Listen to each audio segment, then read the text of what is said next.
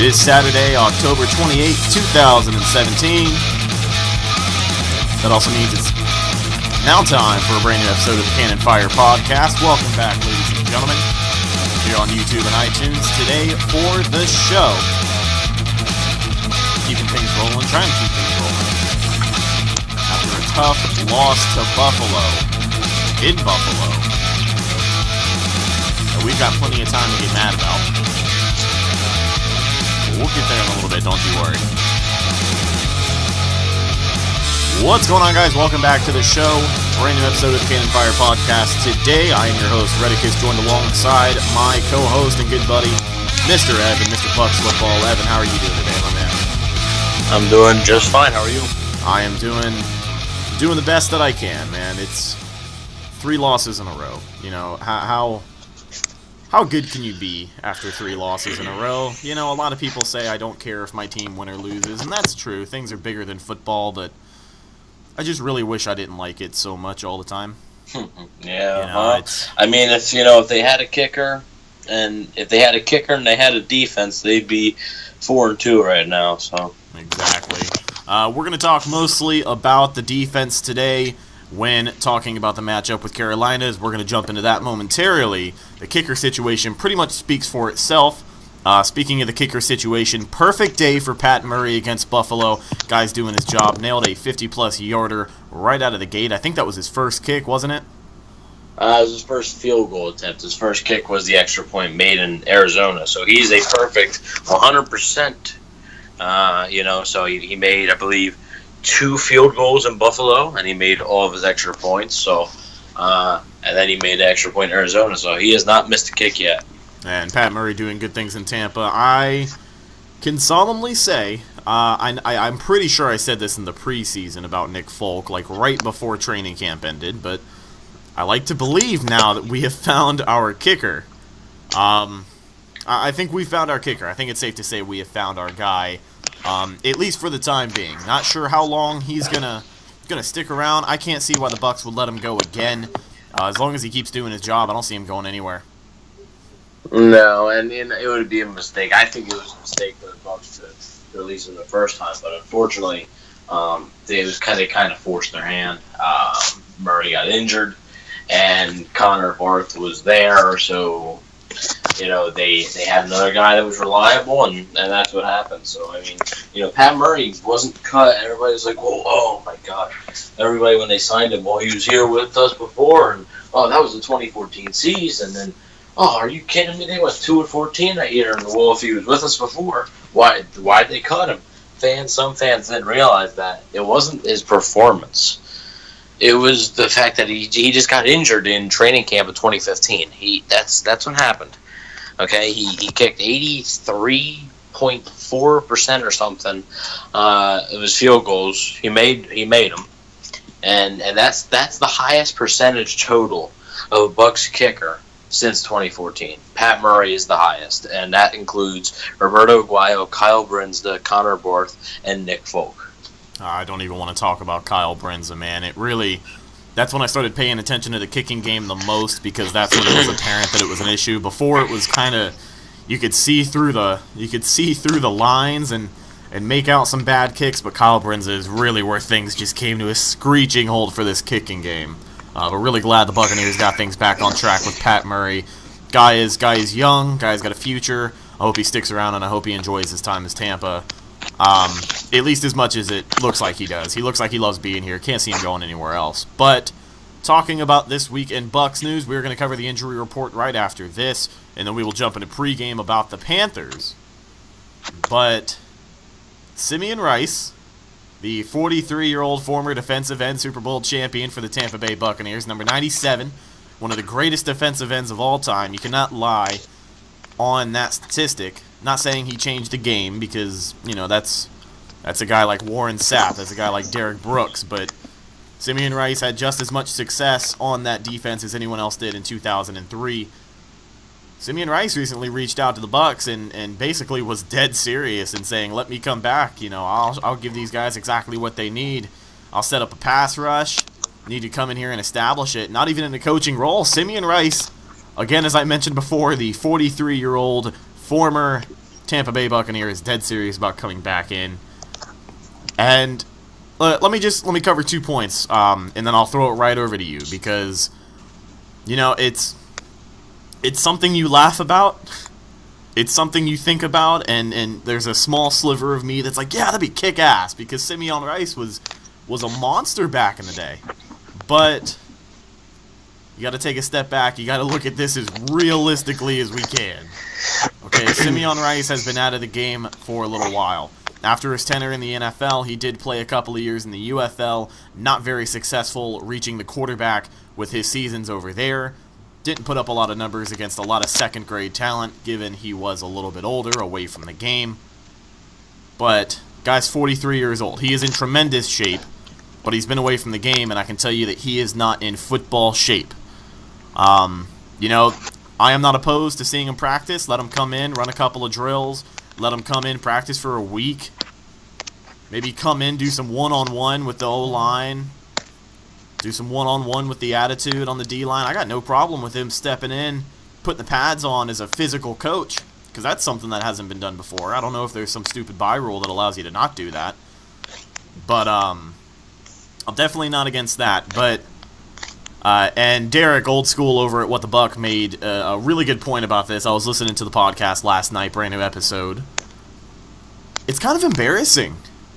And not that it's embarrassing from our point of view, because nothing has happened yet. It's not like the Buccaneers put pen to paper and brought him onto the team. It's not like he's going to start. But a good point that he brought up, it's kind of an embarrassing thought to go back to someone, out of their glory days, to take away time, to take away valuable playing time from talented younger guys on the roster. It could cost someone a spot on the roster just to see an old man get his ass kicked for a drive or two. And those could be very, very, very important drives. If you bench someone like Robert Ayers to throw in Simeon Rice, not that it would happen. I think it would happen on the other side of the line. But say, for example, you bench Robert Ayers for Simeon Rice. Simeon Rice comes out, shits the bed. Robert Ayers probably could have gotten a sack. It's a weird situation. It's not a realistic situation. I'm not opposed to seeing him come in here and help this pass rush any way he can, but jumping right back into the game on Sunday is not going to do it for him. How are you feeling about this whole Simeon Rice fiasco? I wouldn't really call it a fiasco. It's, Derek really hit the nail on the head. I think it's embarrassing, because that means that the pass rush is that bad. That the Bucs, that fans and media members both think that they should bring this 43-year-old who has not played an NFL game in exactly 10 years. Exactly 10 years he has not played an NFL game. 10 whole years. Football, NFL athletes are some of the best athletes in the world, and I am not saying that Simeon Rice is not an athlete. Oh, he's an incredible athlete. Still is. If you follow him on Instagram, follow him on Twitter, the guy's unbelievable. He's for a 43-year-old, he's the best 43-year-old in shape-wise I've ever seen in my life. Yeah, dude's a monster. He's in great shape. Yeah, he's in great shape. He keeps himself in great shape. He keeps himself healthy. Keeps himself determined. But at the end of the day, it's not the same. So Joe Bucs fan put out an article and said, I kind of agreed with it. They said, we're not saying sign Simeon Rice. All we're saying is the Bucs should give an hour. Jason Licht should give an hour of his time to just bring him in for a workout. Just like you said, just have him do a couple of their basic line drills, see how his speed's looking, see how his strength's looking, see if he can hold up. And, Joe Bucs fans said, I'm not saying sign him, but they said... See what he's got. And they said, and I agree with this one the most, Simeon Rice deserves that from the front office for what he did for the organization. I'm going to say this right now. Simeon Rice was such a dominant force in the Bucs Super Bowl year without Simeon Rice, I don't know if they win that Super Bowl. I would like to think that they would, obviously, but he was just that. He was that dynamic, and that's why I think that he, the Bucs owe him that. The Glazers owe him that. So, I mean, in 2002, he had 15 and a half sacks. 15 and a half. That's insane. 15 and a half is ridiculous. I couldn't believe it, right? And he just, bottom line is, he deserves to get a look. He doesn't, and Joe Bucs fans said, maybe if you like what you see from him, maybe you tell him, okay, here's what we're going to do. Take 2 to 3 weeks, right? We're going to try to survive. Take 2 to 3 weeks and seriously football train. Don't just do your normal training. Train like you are a NFL player for about 2 to 3 weeks, and then come back and do another workout, and then we'll consider signing you. That's what they should do. I think that would be the smart thing to do. But obviously I don't even think they're going to bring him in for a workout. They should. I think they should, because what can get worse? Warren Sapp came out today and said that the Bucs pass rush is brutal to watch. He had made a comment about Gerald McCoy. Basically said Gerald McCoy needs to figure out how to become the lead dog on that line, and really assert himself into kicking this defensive line in the ass, getting this pass rush going. And who better than the quarterback killer? There's only so much McCoy can do. There's really is. So much. He's winning every snap. McCoy is winning every snap. He has no help. Exactly.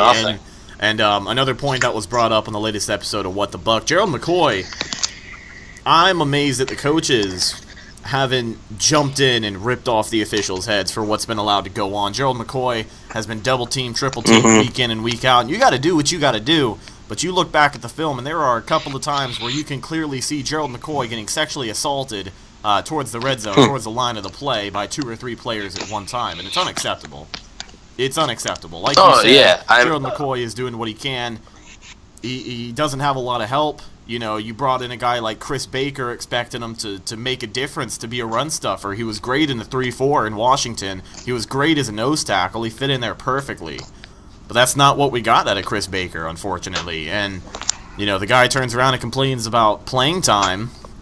Not really going to jump into that, but, if you guys are kind of following that, you'll know how everybody feels about that. But I don't know, man. It's a weird situation, but something's got to give here. I didn't mean to cut you off, by the way. What were you saying?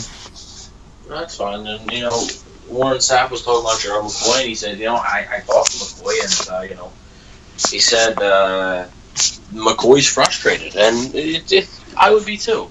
Like I said, and you're right on that. McCoy is being mugged at the line. And, it's not just McCoy. I saw it on Ayers the other game. Ayers gets it a lot, too. Ayers gets held a lot.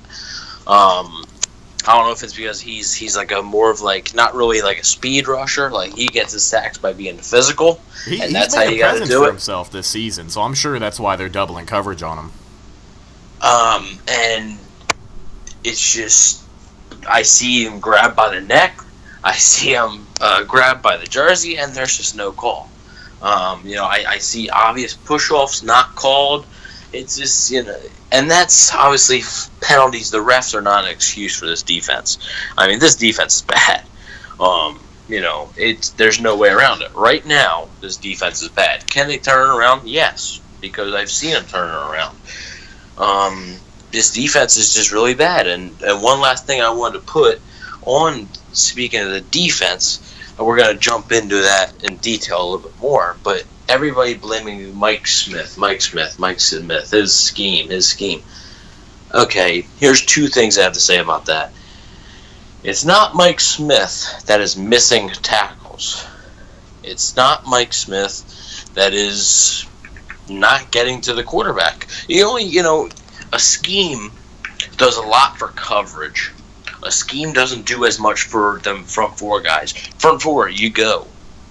And that's not Mike Smith. And everybody says, well, I saw a guy on my Instagram page a couple days ago. He goes, Mike Smith's scheme is outdated. I said, oh yeah, I saw that. What? I said, well, it's certainly not outdated considering the 5-game stretch last season. It's the same exact scheme. You cannot tell me that the entire NFL changed their whole offensive philosophy in 1 year, even less than a year. You can't tell me that.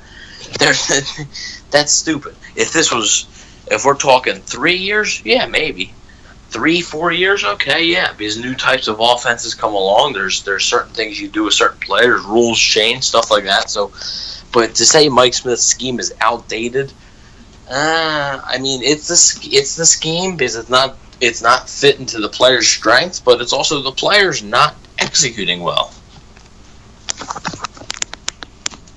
And that's what it comes down to. You had brought up the line. The line really doesn't have a lot of room to fit into that scheme. If you were running a 3-4 and you had your D end on a 4-man rush drop into coverage, that's different than it is just full pressure on a 4-man rush running that cover 2-4-3, which isn't really working for us. But like you said, same exact scheme as last year. Really didn't do us all too bad this year. Just gotta find that turning point that we really just haven't seemed to hit yet. But jumping off of the defensive scheme and the talk, we'll go over the injury report, and then we will preview Carolina coming up this Sunday. Let's go over who is going to be out first. Brent Grimes, huge, is going to be out because of a shoulder injury. That's going to be huge, as well as our other cornerback, Robert McClain, will be out under concussion protocol, more than likely because of that hit against Buffalo that drawed the 15-yard penalty. Costly penalty, man. But, as soon as that hit was made, they brought him into the tent, took a look at him, concussion protocol. He is going to be out this week. Another cornerback as well, Josh Robinson, going to be out as well under concussion protocol. Everybody's hitting their heads this week. Now, going down the questionables, we've got Chris Baker questionable with an ankle injury. Ryan Russell, the pass rush defensive end, questionable with a shoulder injury. And right here it says Jameis Winston questionable with a right shoulder injury. Jameis is going to play. Don't really have a lot of doubt in my mind that Jameis is going to play if they want to be as conservative as they want. Might see fits if this game gets out of hand. Either way, whether it's positive or negative for us, but really don't see Jameis sitting out at all during this game. Did a pretty good job in Buffalo. Nothing bad happened to him in Buffalo. He did get sacked a couple of times, but for the most part, big ups to the O-line for keeping him as safe as they did. Could have been a lot worse. But that is your injury report for this week headed into Carolina, and now we are going to move over and preview that game coming up at home. Raymond James Stadium, October 29th at 1 p.m. I heard it's going to be a colder one, because I don't know if you've seen, but we are in the middle of a cold front down here, and it's actually been getting a little cold in the mornings, and it felt so good. Today I had a pretty early shift at work. I had to be there at 5:30. I left the house. It was like 48 degrees. Oh, it was the best, dude. It was the best. That's when things start to get better. That's when the humidity dies down. Maybe that's what it is. Second half of the season, we always do a little bit better because it's not so goddamn humid down here anymore. Yeah, there you go. You can see through your visor. It's not all misted up by the fog and the sweat, and the dirt that gets all up in there. But let's talk about this Panthers game coming up on Sunday. Let me pull my notes up here. Something we have to address immediately right out of the gate. Offense is going to play a huge part this Sunday. Really just got to keep doing their job and do well. Playing against a Cam Newton that is pissed off, rightfully so. Carolina's kind of fallen off the rails a little bit, at least for this time in the season. Past couple of weeks haven't been super strong. We've seen Cam get mad, walk out of press conferences. He's at that point where he's just getting pissed off. He's not here for people to ask him how stable they are on offense, and that could be a huge factor coming into Sunday. If he gets too mad, starts throwing balls that shouldn't be thrown to prove that offense is, as consistent as they're trying to say it is. All I'm saying is offense has got to do its job, and that comes back to play calling. It's been brought up ever since Arizona, even before Arizona. It's been brought up since week 3. Dirk Cutter and his play calling. And a point that I made last week, point I'll make one more time, and then I'll toss it to you, Evan.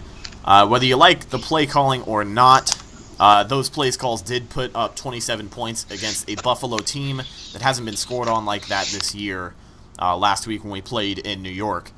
Hard to blame Jameis. Don't blame Jameis. Don't blame Adam Humphries for the fumble last week. Don't blame Cutter. Mike Smith is in the hot seat on this one. This was my notes from last week, obviously. That was the note for post-game. But, again, coming back, Jameis goes in there and does his job the way he's been doing. Can't walk away and blame Jameis. We really just got to see what happens this Sunday. But offense has got to do their job. This could be a high-scoring one.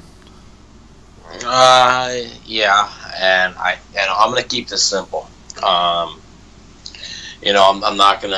I hate to say it, but I'm not gonna spend too much time reviewing this game. If you have any questions for me, I'll answer them because I'm not Cam Newton, and I'm not gonna walk out of this podcast. But Next question. I'm gonna keep it simple. The Bucs, bottom line, the Bucs are in trouble.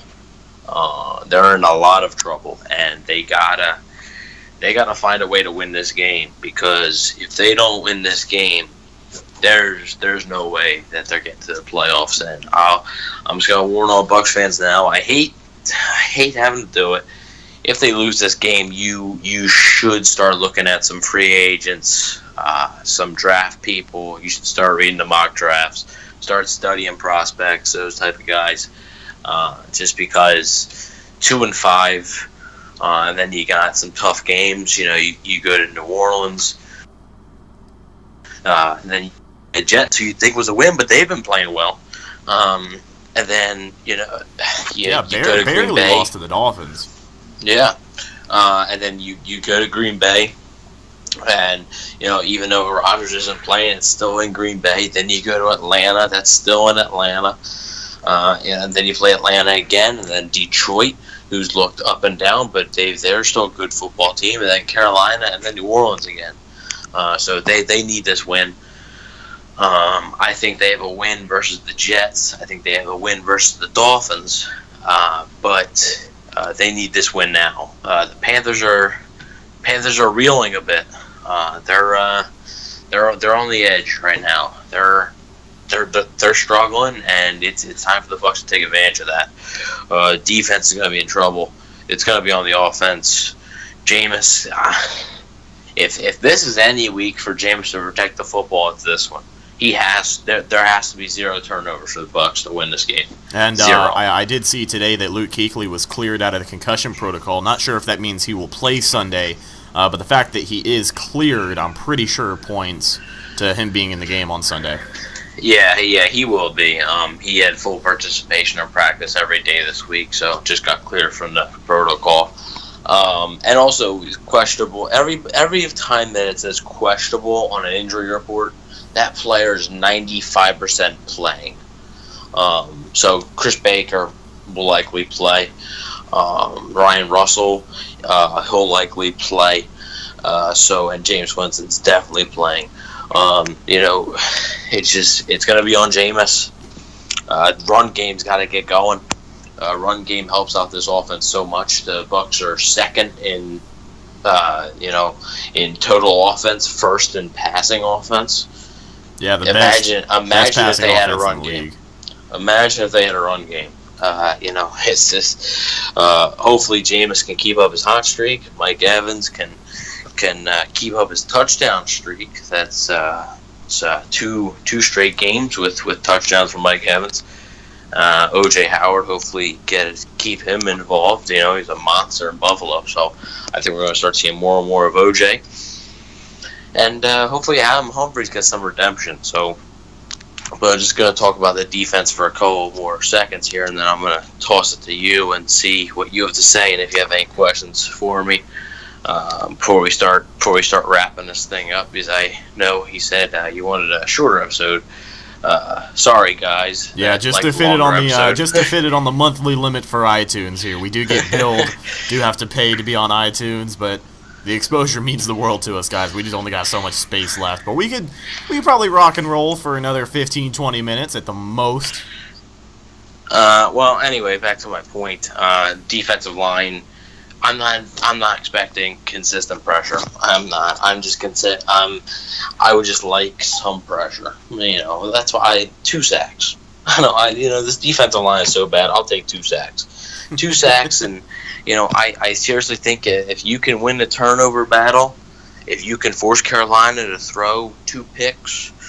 2 picks and a fumble and a pick, 2 turnovers, two or more turnovers. I think the Bucs should win this game. The Bucs have a lot of talent on offense. It's starting to be used. They're starting to click. Deshaun Jackson and Jameis Winston are starting to click.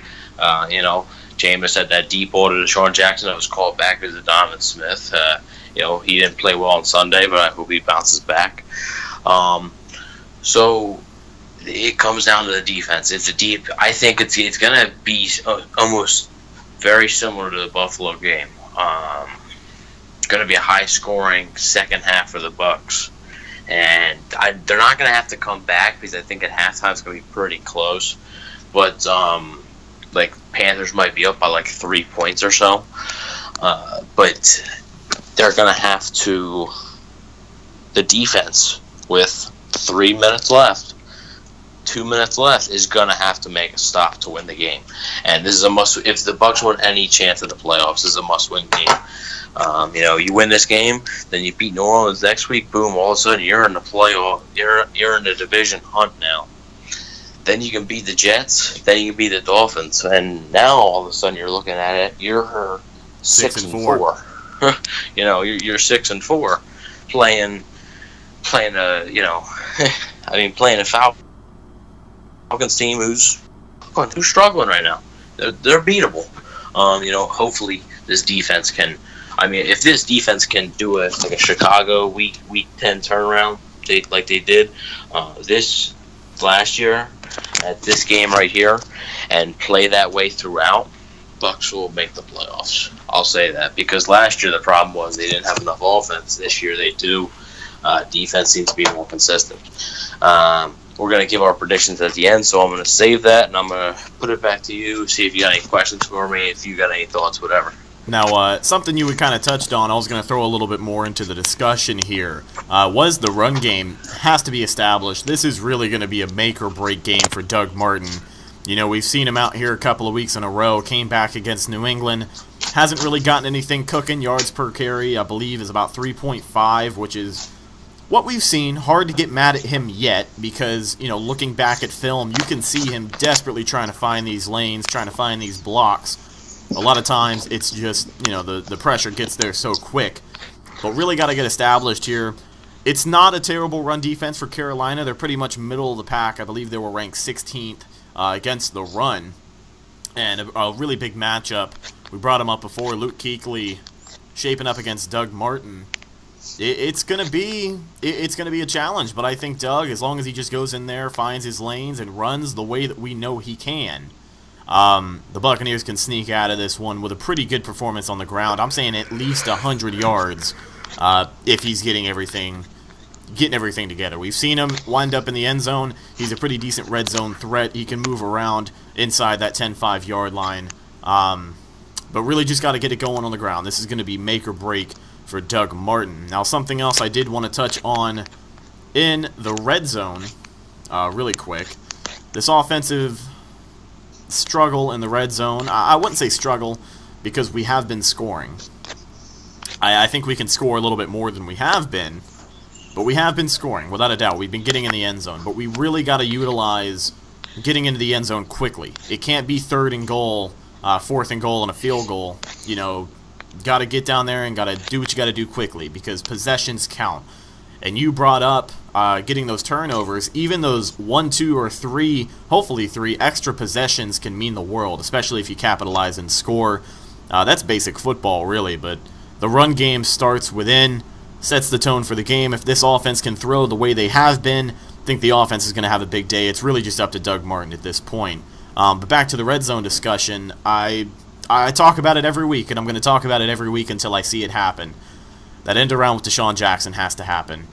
Point I wanted to make in the last episode, and I think I did, but I'm going to keep making it. A couple weeks ago, we saw Houston run an end around in the end zone with Braxton Miller. I believe it was from about 10 yards out. Braxton Miller, beautiful play. He got his blocks all lined up. It was wide open. He walked into the end zone. Deshaun Jackson could run fucking circles around Braxton Miller. Let's be honest here. I think if used correctly, set him up in space, Deshaun Jackson could be a huge red zone threat if you're not looking to go to the air immediately. And it's just another way to utilize him. He's such a fast guy. We talk about that week in and week out. But I'd actually like to see a pretty big day from Deshaun Jackson. I think they're starting to get things cooking between him and Jameis. Definitely. But should be a pretty good day for the offense. Like I said before, just got to get that run going. But we'll break this puppy down. We'll do offensive and defensive MVPs, and then we will talk about our Instagram follower of the week. Offensive and defensive MVPs. Evan, I'm going to let you go first, my man. We doing predictions with this as well? Yeah, we'll do score predictions after the MVPs. All right. Offensive MVP. I'm going to go Mike Evans. Yeah, I think this is a Mike Evans day. I think he's going to have some success here. Defensive MVP. I'm going to go myself. Okay. I'm just kidding. I wish I could, but it's... If you lean into the TV, maybe you'll get more pressure than the pass rush has gotten in the last few weeks. Oh, man. That's a jab. Nothing but love for the pass rush, guys. Love this team up and down. Let's go Quan Alexander. Yeah. Think Quan will bounce back? Yeah, I think he's gonna rebound. He's not gonna have 2 bad weeks in a row. I can feel you there. Offensive MVP. If we're gonna throw it over to me, I actually got to kind of think about this one because there's a couple of good scenarios on the offense. You talked about Adam Humphries having a redemption day.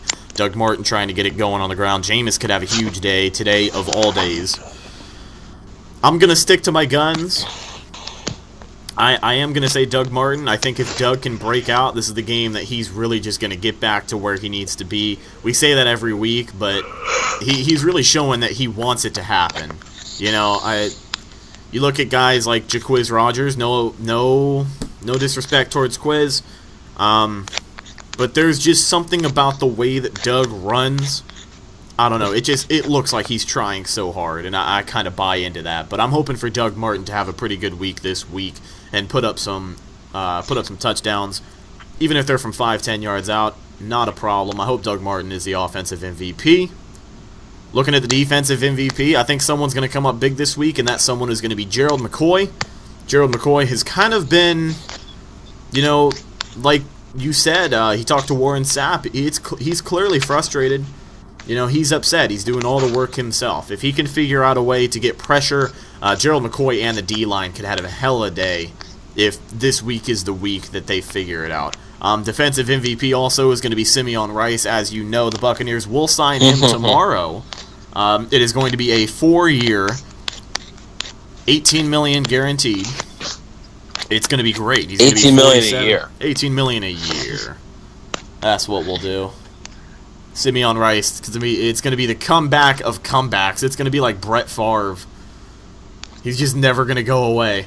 Now, a realistic, and before we jump into score predictions, a realistic point that has been made about Simeon Rice, because I've seen people defending this to the bone, man. A realistic point that has been made about Simeon Rice. You look at guys like Julius Peppers and James Harrison, given that they're, I believe 4 or 5 years younger. These guys are in their 40s, still out here giving it everything they got and doing a pretty solid job. So who's to say Simeon Rice can't do the same thing, especially if he's kept himself in such good shape. But, again, realistically talking, don't take me serious here. The Buccaneers are probably not going to sign Simeon Rice. But score predictions, I will call this one, I'm going to say 38-31 Tampa. No, 38-35 Tampa. I think it's going to be a game-winning field goal. 38-35 Tampa. Okay, well, game-winning field goal, that would be nice with Roberto Aguayo on the Panthers sideline. I saw that he might be kicking. Like, there's Yeah, I actually heard have to kick. there is a chance because, well, I mean that was the intent because it's if Graham Gano can't go. Oh, well, that's a rhyme. It's if he can't go. So I want to see him and just apparently, miss the game winner chip shot. I want to see him shank it so bad. yeah, like the Bucks are up 2. Or no, for him to tie it. I'll say that. No, he's a good kid, but I wish him the best in his career, except not against the Bucks. But apparently, I mean, I know it's practice, but he's been kicking lights out in Panthers practice, so we'll see. Oh man, our luck. He'll make 3 55-yard game winner. He'll make 3 field goals and 4 extra points, and the Bucks will get blown out. Yeah, he'll be the top fantasy scorer that week for all the kickers. Put him like 18 points. And to freaking top it off, Pat Murray will get his first miss as a Buck. But man. Anyways, no, that's not gonna happen. Any given Sunday. Yeah, I guess. So you mean to tell me that the Bucks can generate pass rush? Anyways, let's move on. I'm gonna go. I want to pick the Bucks so bad. I really do, and I was going to until I heard the news that Brent Grimes was out. I'm going 31-27 Panthers. I just don't have a good feeling about this defense. I didn't before, especially now that Grimes is out. You're gonna be starting Vernon Hargreaves, Ryan Smith, and Javian Elliott. That's brutal. That's brutal. It's all right, guys. It's gonna be an interesting one in the secondary. Definitely a huge shot to take out 2 corners that we kind of need at this point in the season. It's gonna be a weird situation. 2 great players taken out of an already bad secondary. But you know what? Gotta have faith. Let's hope the pass rush gets there and does their job. Let's hope the offense keeps this close, as that'll wrap up the show this week. Really quick, want to recognize our Instagram follower of the week at Neil.Patel03. Neil Patel has been a follower of the show for a little while now. Pretty active on our posts. And really, if you guys are wanting to be the Instagram follower of the week, that's literally all you got to do is follow the show, comment, like every picture. Just be an active follower. Go in there, kick ass, and we will recognize you on the show. Now, really quick before we get out of here, something, not really an announcement, kind of like a brainstorm. Pretty much my plans for the next few weeks. Jets are coming to town. I am hoping to buy tickets for that game. Evan is also going to be at the game, and if you guys did not know, me and Evan have actually never ever met face to face. We've been pretty good friends. I believe we met for the first time through a Bucks group chat years ago. But Evan will be there. I will hopefully be there. Also at the What the Buck tailgate. Should be a good time, guys. We're going to be doing something. Maybe we'll go... Evan had brought up going live in the stadium at halftime from our seats. That'd be fucking awesome with the new Instagram update. Maybe do like another vlog, like a game day vlog we did last time. That'd actually be pretty sweet too. We'll see what happens, guys. If Evan doesn't show up just completely hammered by halftime, depending on how the game goes, the Jets have been pretty good. Let's not totally count that as a W just yet, but it should be a good game, guys. Should be a good time. If you're coming out, if you're coming out, say hi if you know who we are. We don't have a huge following yet, but we will be at the What the Buck tailgate, hopefully, and if you were there, we will see you there. Anyways, guys, that's just about going to wrap up the show this week for October 28th, 2017. I am Rhett, signing off for Evan. Have a great rest of your week, and Go Bucs.